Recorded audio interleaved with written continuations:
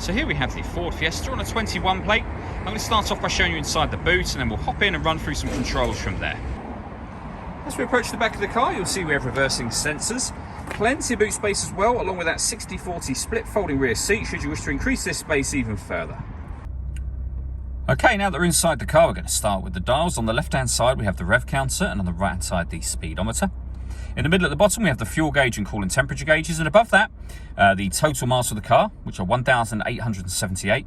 We have a digital readout for the speedometer, as you can see. You can change the information displayed there. So, for example, you can have a trip computer, within a vehicle settings, your phone, audio, and navigation menus, and then back around to the beginning again. And the buttons I was using to do that are on the right-hand side of the steering wheel, just here. We have stereo and phone controls beneath that. Stereo controls continue on the left-hand side here, along with cruise control and speed limiter as well. Over in the center, we have the touchscreen for the car. So this is where you can access, for example, your satellite navigation. So there's a full video showing how the sat-nav system works, which you can find on our website and on our YouTube channel as well. We go back to the home screen from up here. This car also has your Bluetooth just here. So hit add phone. Search for your vehicle on your device and select it once it is found. And just follow the instructions on screen from there. And when it comes to music in this car, we have got AM, FM and DAB radio.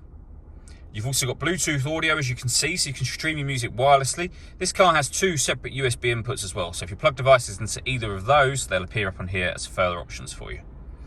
Working our way down, we have the stereo volume just there.